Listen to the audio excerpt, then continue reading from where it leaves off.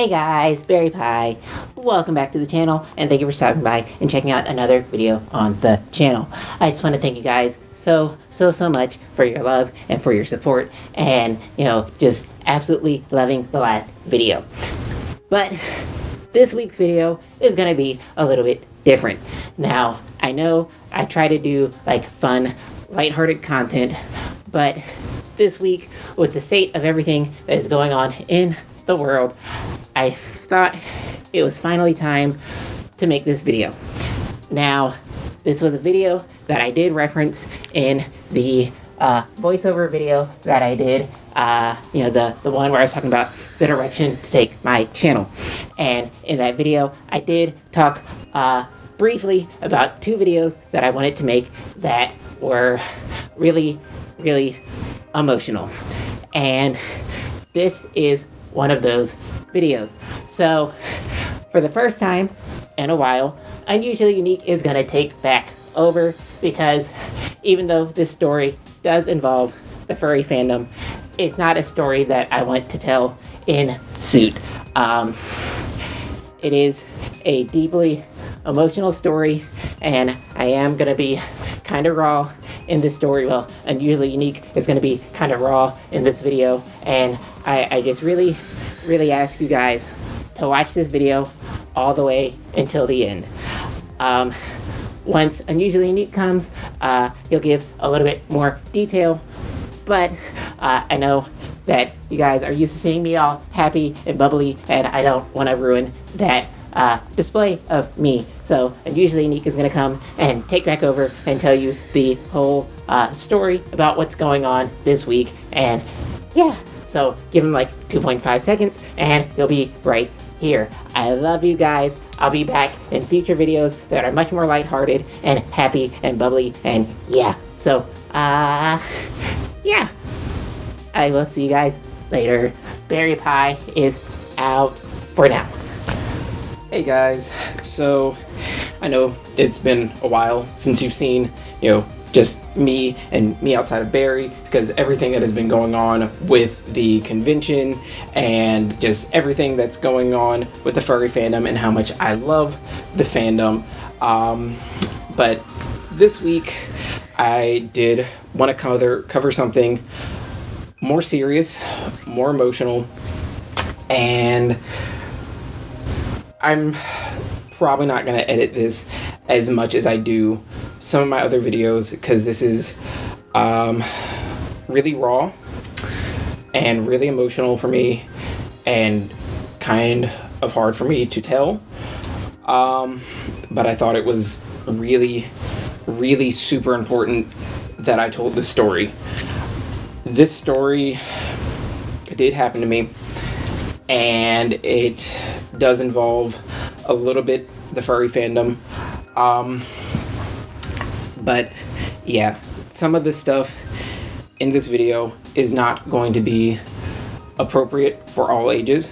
I do want people to watch this all the way through, because I do want a conversation to get started about this. My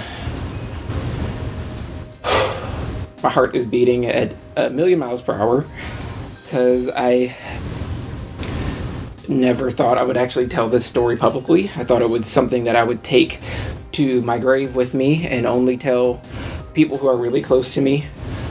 But with how the world is nowadays, I finally have the courage to come forward. A lot of you are familiar with the MeToo movement.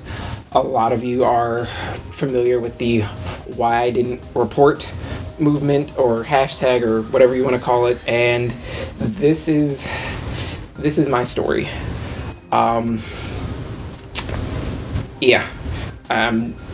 If I do ever get monetization, this video will never be monetized, because it's more about starting a conversation, more about giving people the courage to come forward and tell their stories. And also, I will not be saying this person's name. I will not be doing any of that for a couple of reasons.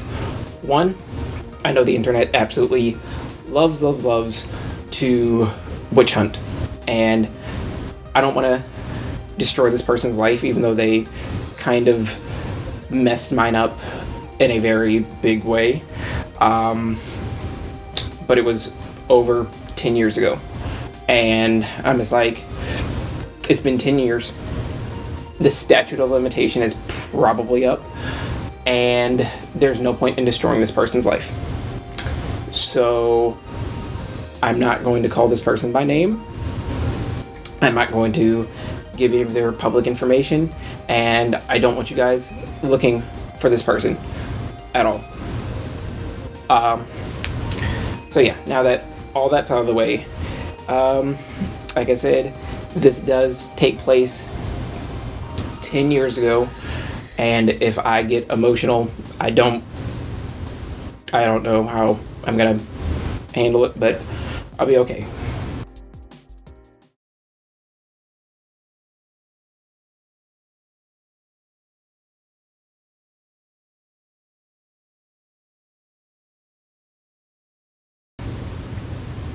So 10 years ago, 2008, fresh out of middle school and freshman in high school, just, fresh off the bus.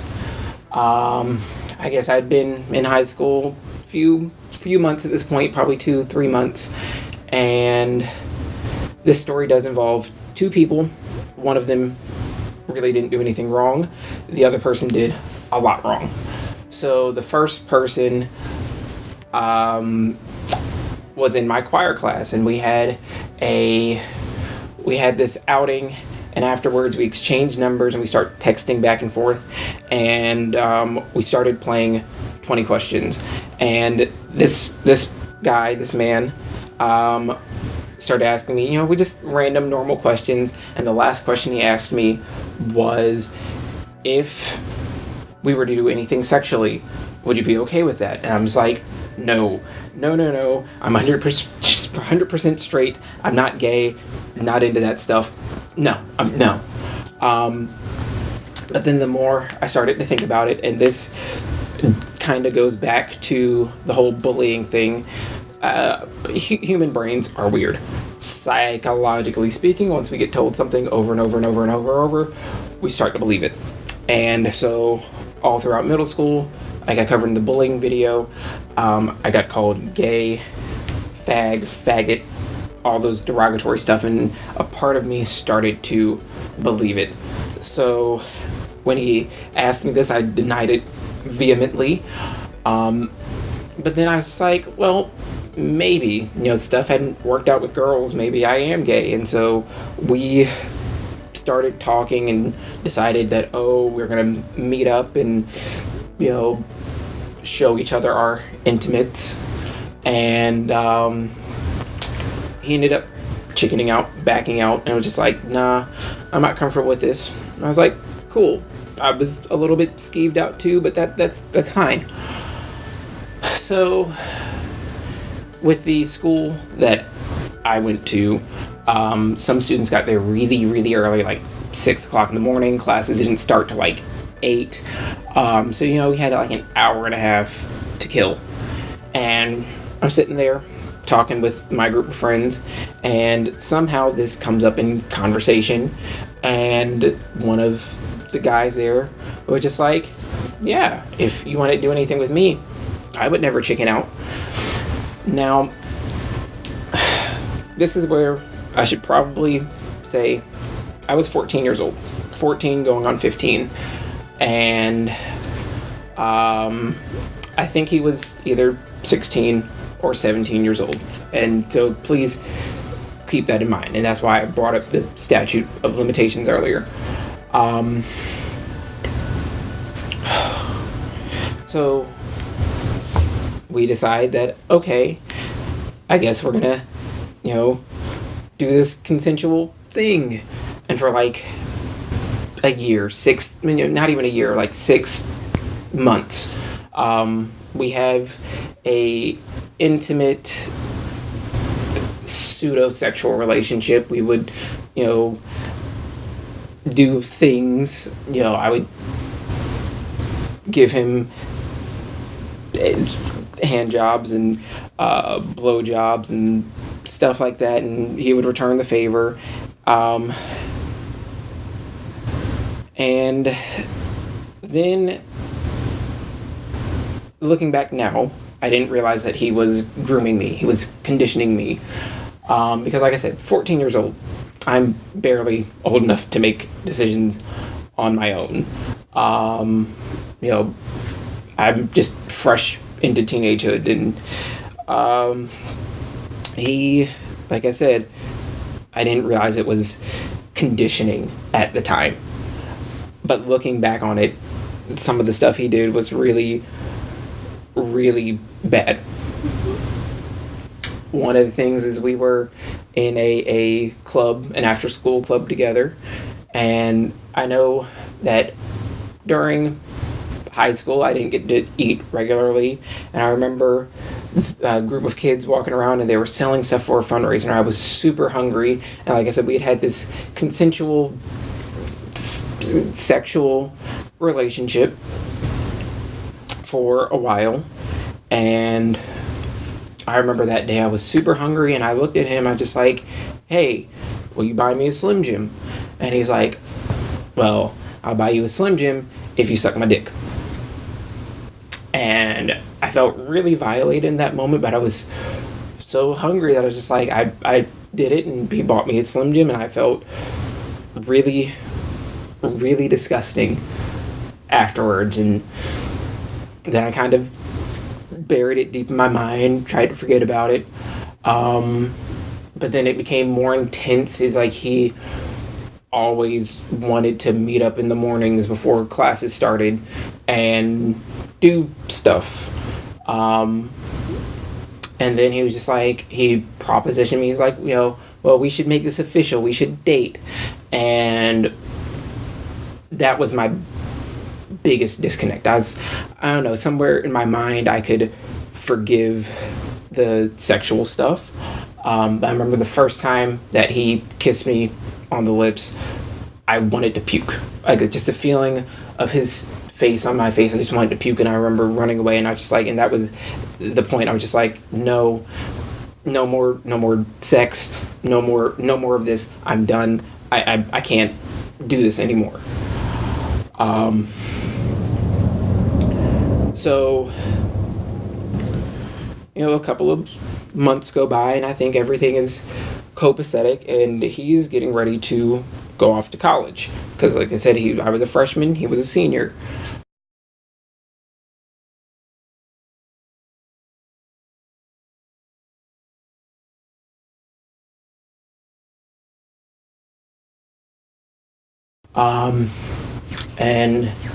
And I think we're just friends. All this is behind us. We're good.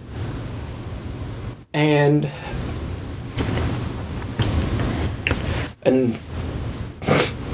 one of the things that I almost forgot to mention was part of this conditioning was he wanted to, have sex with me. And at that point, it just been like, hand jobs, blow jobs, nothing that involved real penetration. And he was definitely well endowed. And one of the things that I remember him telling me was to use a pair of, and I kid you not, use a pair of scissors and put them up your rectum and open and close them to widen your hole. And I don't know, at 14 years old, I was just like, I'm gonna try it, because I think I like this guy, and I don't want him to start telling people that we're doing this, because at the time I didn't know what my sexuality was. Stuff hadn't worked out with girls, and even though I didn't really enjoy the sexual experience I was having with him, I was just like, well, I've done this now, and now I can't really tell anybody that I'm doing this, because I was raised in a super uber Christian home, and so I couldn't really tell my family. I was afraid I was going to get kicked out if I mentioned anything. Didn't want to tell my friends because they had already made so much fun of me for possibly being gay. And so I just hid it. I didn't tell anybody. And I just, as much as I wanted it to stop, somewhere in my 14-year-old brain, I just couldn't say no. I couldn't say stop until, that time that he kissed me, and that's was like something clicked in my brain. I was just like, no, I can't do this. So there was all that conditioning, all that grooming, and this all culminates the summer of my freshman year going into my sophomore year. He's getting ready to go off to college. And I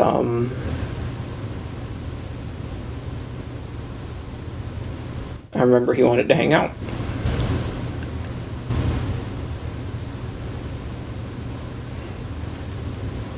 And so I, thinking we're just friends now. All this is behind us. We're good. So I asked my mom to drop me off at his house, and so she dropped me off. We're sitting there watching anime, being, just being friendly.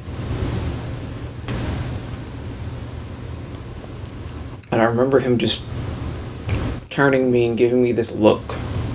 And it was a look that I knew. And I think my mom was at some event, so it's not like I could just call her and have her come pick me up. None of my friends drove, and none of my friends knew that this was going on, so it's not like I could text them and be like, hey, come bail me out this situation. And I remember he looked at me and was just like, my house, my rules.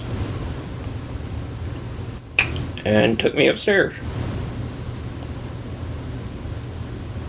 And I feel ashamed because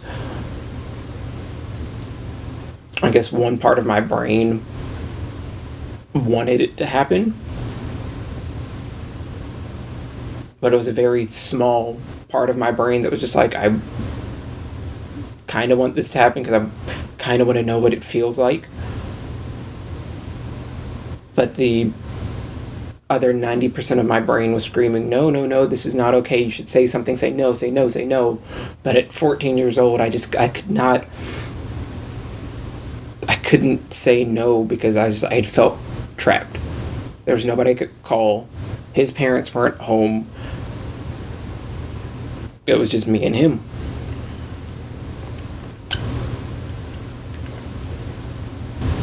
And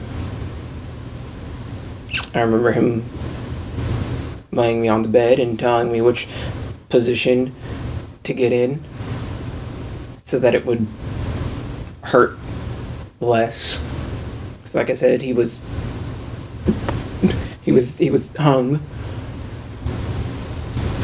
and I've never had anything up there before.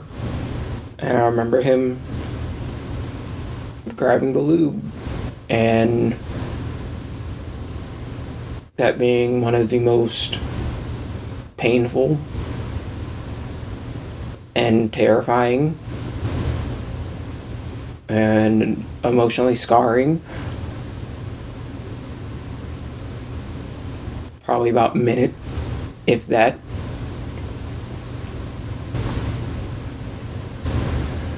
And I remember just laying there thinking that this hurts so bad. I want to say no. I want to say, get off of me, but I couldn't. And he just finished, and I remember going to the bathroom and just feeling so violated.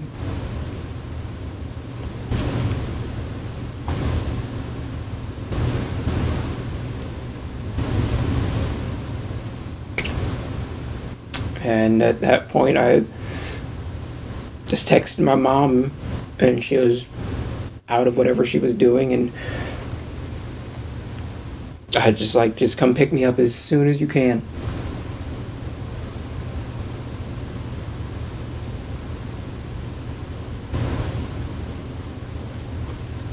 And she did, and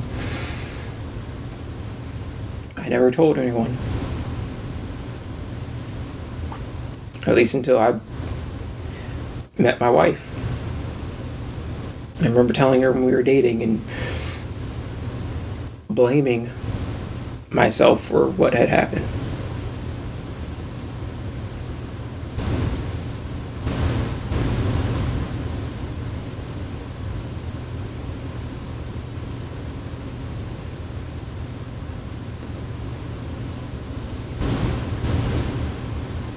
So yeah.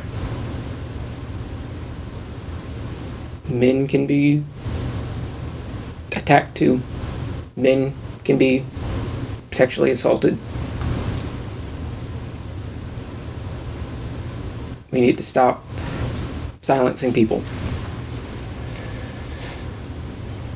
We need to stop making them afraid to come forward. Like I said at the beginning of this video, the statute of limitations is more than likely up. So even if I wanted to pursue legal action, I don't think I can.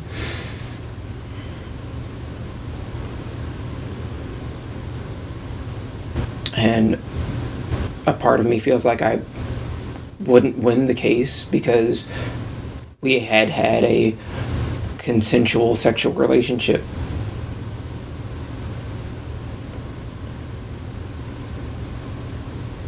And so I also feel like because in the moment I didn't say no, that no one would have considered it rape, sexual assault, whatever you want to call it. But looking back now, I can see that I was groomed.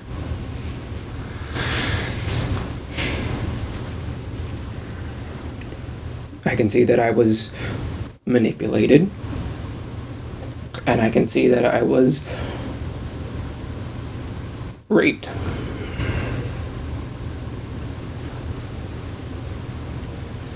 Because in the state that I live, a 14-year-old cannot consent.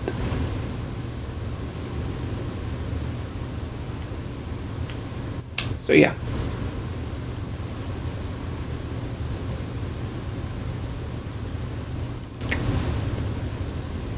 I'm honestly terrified to post this. But I'm going to. Because I want to give somebody else the courage to come forward and say something before it's too late.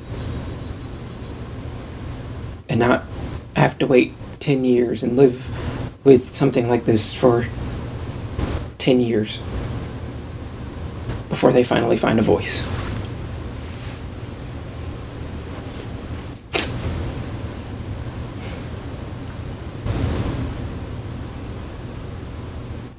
So yeah,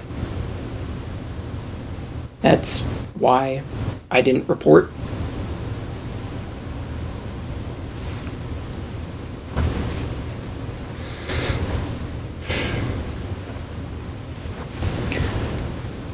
I know the story may have gotten a little jumbled and misjointed at places, but like I said, I never thought I would tell the story publicly.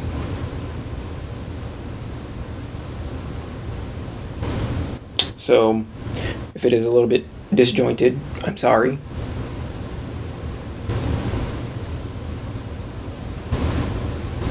I just really want to give somebody else the courage to come forward and say something.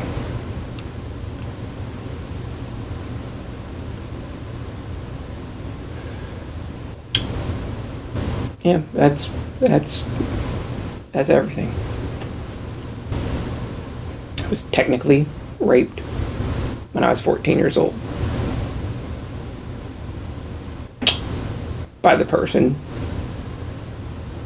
that introduced me officially to the furry fandom.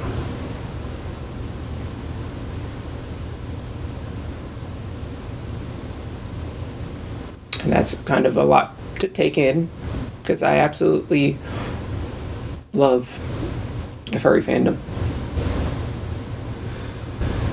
And I haven't let that experience destroy the fandom for me. But it's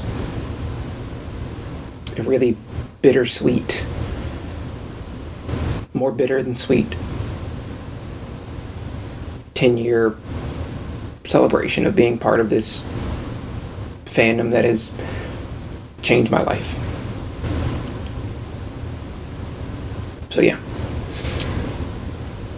if this is the only video that you ever share, please share this to give somebody else the courage to speak up. Please share this. Please like it. If you want to talk, send me a DM on Twitter, or a DM on Instagram, or just a comment down below. I'll be back to doing the fun, lighthearted content soon. There's another emotional video that I'm going to make, but it's not like this. It's not going to be as hard to talk about as this, especially now that this is out the way. But more lighthearted content is coming soon. If you guys want to see that, please hit that subscribe button and the little bell notification icon. And I'll see you guys then. Y'all are awesome. Fairy Pie and Unusually Uneek are up. I love you. Have courage.